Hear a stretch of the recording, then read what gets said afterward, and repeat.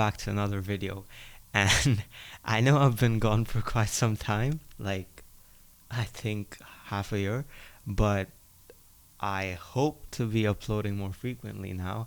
And I was actually looking for ideas to, what to talk about because this channel, ever since my cousin actually started it back in 2014, uh, the first video he ever uploaded, it was about, what do you say? It was about trap. And when I took over 2, 3 years later, I'm like, okay, so since he started with traps, I should also like continue the little timeline of traps and gambits. And over time, I think I did try in the middle talking about some famous games. And although I enjoyed that a lot, I thought that what is something different that I can do um, in chess? And recently, actually, due to the pandemic, we see kind of growing interest in chess.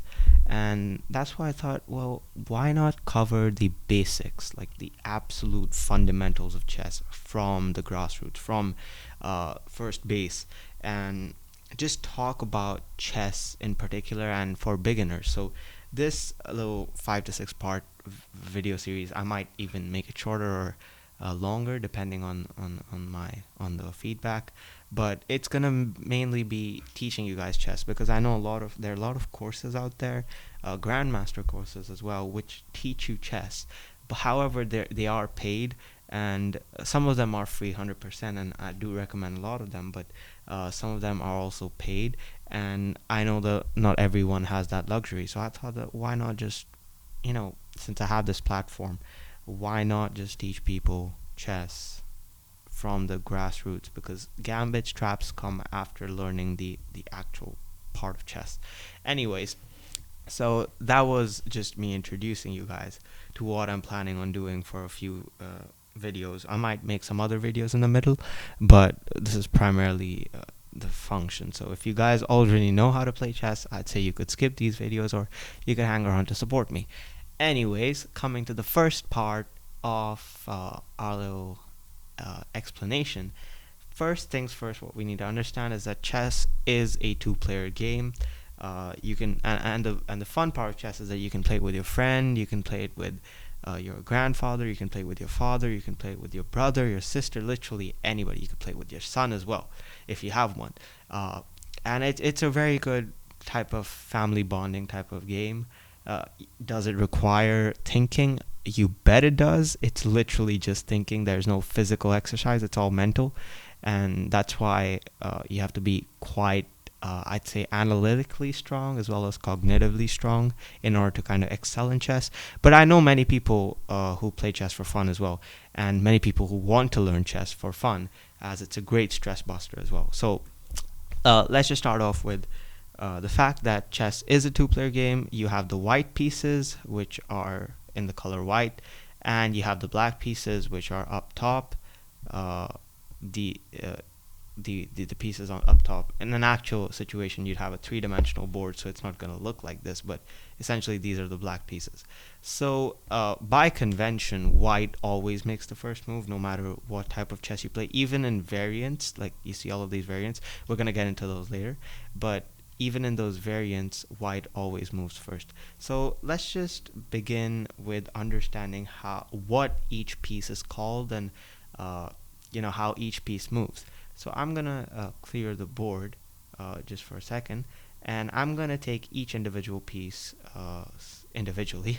And one thing is that at the beginning of the game, white and black both start with equal amount of pieces of the same type. So and I'll explain it in detail. So first thing you have is the pawns. Now these 8 little guys who are up top are known as the pawns, and they are kind of the most. I wouldn't say there's any less important piece in chess, but I would say that if there was a hierarchy, the pawns would probably be the least valuable in the when you consider the point system. But again, you shouldn't undermine them at all. But these 8 guys which are up front are known as our pawns. And how do they move? Well, pawns are kind of restricted to just moving up and down. So if I have to move any pawn, any of these 8 pawns, I can only move it up one step, right? So I can move this pawn up here, I can move this pawn up here, and I can do that. And slowly I can keep each and every move, I can keep moving it up. However, there is this one rule with a pawn that when it is at its base position, so the base position for white pawns is on the second rank. And I'll get to ranks and files in just a second. I want to explain each piece first. I'll maybe come to it in the second part. So the pawns kind of move one step at a time when you talk about the it being on its base rank. So if I were black, my base rank of pawns would be on the 7th rank. And when we're at the 7th or the 2nd rank, pawns can actually move 2 steps ahead. They can't move 3, this is illegal, but they can either move 2 or they can even move 1. So that's up to your discretion, how you want to play it. You're not forced to move it twice, you're not forced to move it 1 step ahead. So that's the basic essence of how pawns move. And one very important thing, that pawns can only move diagonal when there's a piece to capture. Now, what do I mean by that? Well, let's say I move pawn to e4 and my opponent plays pawn to d5. They both made 2 steps at a time.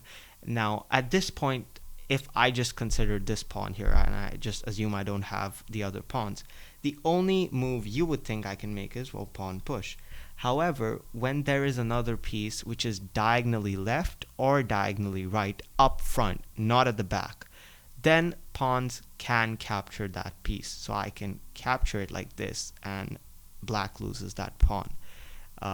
So if I put this back, or I can just choose to move it up here, and when black offers another trade, I can even capture this way. So there is no restriction on the way I capture it.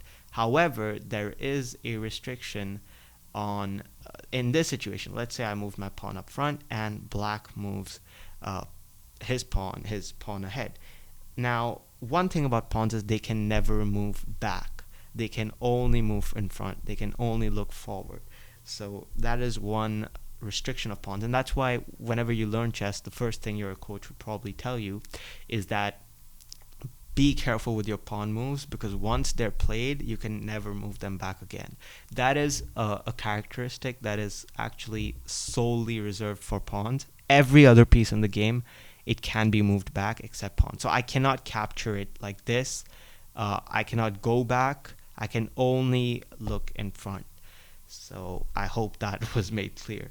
And one extra thing I would like to add, let's say black moves his pawn here and I move my capture, and let's say for some reason black lets me reach the 8th rank. Now if I were black, I would have to reach the 1st rank. Once the pawn reaches the penultimate rank, which can be the 7th or the 2nd, the next move the pawn makes, and I'm gonna show this to you because it won't happen automatically because I'm on a board editor, but once the pawn reaches here, it doesn't remain a pawn any longer. You can actually convert it to any of these 4 pieces that you can see at the bottom. You cannot make another king, you cannot make another pawn. You have to either make a knight or a bishop or a rook or a queen, and this thing is known as a promotion, and this is absolutely legal. You can either make a pawn, a queen, a rook, a bishop, or a knight. There's an absolutely legal procedure to do. So that can even happen with black. Let's say black decides to move here and white plays something like this. Even black can promote to a queen. There is no stopping them. So that was basically how pawns function, and I'm going to get into the specifics of pawns later onwards as well, but this is the basics of it. Now let's consider this fella right here, and this guy is known as a knight. For white, he looks like this. For black, he looks the exact same, but black in color. So how does a knight move? Well, many people have different ways of explaining this, and I'm just going to remove this knight for now. But the easiest way I understand it is that a knight moves in an L shape. What do I mean by that? Well, I would say a small L. I wouldn't say a large L, like a capital L, uppercase. I would say a lowercase L. What do I mean by that? Well, just observe. So if I have a knight in the center, this isn't the geometrical center, but the first the these four squares are known as the center, it can move in an L shape. So it can move here, it can move here, it can move here, it can move here, here, here, here, and here. So why did I say it's an L shape? Well, if you look at the possibilities of movement for a knight, it kind of makes an L. I don't know if you guys can see it. Maybe I'm a little bit delusional in that case. But it kind of makes a small L, if I'm not mistaken. Again, here, here as well. So it kind of looks like a small L. And this is just how the knight moves. And so every piece kind of has a characteristic to it. One important characteristic of knights is that it can actually jump over pieces. That's its unique selling proposition, if you want to look at it in an economics or business point of view. The advantage of a knight is that it can jump over a piece. So let's say I have a few pawns up front. Let me put more of them. I am not restricted. Like, I can literally jump over them. You cannot do that for any other piece. So if you think that, let's say a pawn's here, that I can move my pawn like this, no, I cannot. But if I have a knight here and my pawns are like this, the knight can jump over the pawn. And that is, you can think of a knight as a horse, and horses can jump really high. So knights can jump over pieces, and not just pawns. Even if I have a rook here, knights can jump over rooks as well. Any piece it can jump over. So that's one unique thing about knights. And yeah, that's basically it. So knights move in an L shape. They can jump over other pieces. And yeah, they can just move in L shape. So if you notice something about knights, is that whichever square they're on, whichever colored square they're on, the next square they move on will be of the opposite color. So right now my knight's on a light square. If I move it, if I have to move my knight, all my possible options are dark squares. You can see that. And once I reach a dark square, all my possible options are light squares. So like this, it's kind of an observation that many people make. So if you want to remember it that way, you can as well. Because I know many people who think that, oh, if he's saying an L, that means it's a capital L, so it'll move like this, so I can just go here. No, that's not the case. It's a small L. So that's to do with the knights. Now let's come to the most interesting piece. Actually, no. I'll talk about the bishop first, which is still interesting. Now, you have two bishops in the game. By the way, I forgot to mention that you get two knights in the game, and you get 8 pawns. You get 2 bishops, and you get 2 of these, and 1 of this, and 1 of this. And I'll come to the names in a second. So these bishops they're basically pieces which move in diagonals. Now, what do I mean by that? I think it's quite self-explanatory, but just to give you an idea, you have 2 bishops of opposite colors. So one covers the white squares, one covers the dark squares, and they can move diagonally literally anywhere on the board. But the only restriction is it has to be diagonal. So the markings that I've just made is the possible positions that a bishop can move in the center of the board. But again, there is a restriction. Bishops can't jump over pieces. So ideally, I can move to any of these squares. But let's say I have a pawn here. Right? Now, this dark squared bishop actually is restricted to going from here. So it cannot go to these places. That is not allowed. But it can still move here. And this light squared bishop is blocked by its own pawn, so it can just move here.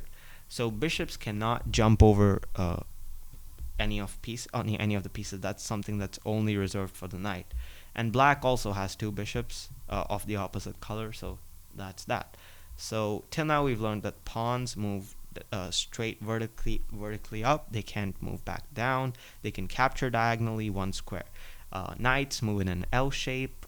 They can jump over pieces, and bishops move diagonally, and they can't jump over pieces. Now, the next piece I wanted to talk about are the rooks, and some people call it the castle, some people call it an elephant, some people call it a rook. In normal conditions, it's just a rook. Now, rooks can just move. So firstly, you get 2 of them each, and rooks can just move up and down and left and right. So if I put a rook in the middle of the board, it can move down any number of squares, up any number of squares, right any number of squares, and left any number of squares. So it's restricted to going up, down, left, and right. So like cardinal directions, the four main cardinal directions: north, south, east, west, and bishops go northwest, northeast, southwest, southeast. If that's how you want to remember it, you can remember it that way as well. And again, rooks cannot jump over other pieces. So if I have a rook like this, it cannot go anywhere here. It's stopped by its own pawn, so it can't go up, but it can go left, it can go right, and it can go all the way down. So that's to do with rooks. Now let's come to the second last piece, which is the queen. And the queen is kind of like a combination of the bishop and the rook. And yeah, it's a combination of every piece on the board except the knight, because the queen cannot move in an L shape. And if it could move in an L shape, it would just be too OP. So the queen can move diagonally. Oops, sorry for that. It can move diagonally anywhere. It can move up. It can move down. Sorry. It can move left. It can move right. So the queen has access to the most number of squares on the board. And that's why it's one of the most important pieces on the board, after the king, of course. Because if you lose your king, it's game over for you. So anyways, so the queen, you only get one of these, so you have to be very careful with them. Usually people don't bring it out too early in the game. They bring it out mid-game, or in the middle game, or in the end game. And it's the most powerful piece. Again, queens cannot jump over pieces, so if you have pawns up here, you cannot move the queen anywhere here, left, right. It's all blocked, so it can only move in these directions. That is again something that is only, I think, it's only reserved for knights jumping over pieces, so you have to make sure of that. And yeah, so that's with the queen. Black also gets one queen. Now coming to the last piece, and with this I'll end this part of the video, is the king. Now the king is the most important piece on the board, but it's also the most useless piece on the board. So it's like an actual kingdom, right? The king stays up top, protected by his pieces. Even in a real kingdom, king is up top. He leads the battle, but he doesn't exactly go on the battlefield. He's the general, commander-in-chief. And the king, you could think of the king as yourself, the player, because the king sits in the safety, and if the king dies, no matter how many pieces up you are, no matter how many queens you have on the board, if the king dies, that is if you get checkmated, and I'll get to that in a second, you lose the game. So sometimes it doesn't matter how much up you are on material. If your king passes away, it's over for you. And when we come to the movement of the king is just one square anywhere on the board. So if I have the king here, it can go up, it can go any of these directions it wants. But it can't move more than one. It can't go here. So it can go here, it can go here, it can go here, here, here, here, even here, and here. But it can't go like this. That is illegal. But what he can do is you can take two moves, you play this, your opponent plays something, then you can go there. So that's to do with the king. And the same thing goes for black pieces. I just showed it with white because it was just there, so it's easier to explain. But yeah, so this was to do with the pieces on the chessboard, and in the next part of the video, I'll be looking at how the board functions. And I'll be talking about these little letters you see and the little numbers that you see, as well as the dimensions of the board, which I think is quite important as well. So thank you guys for watching this part, and I'll see you all in the next one. Ciao.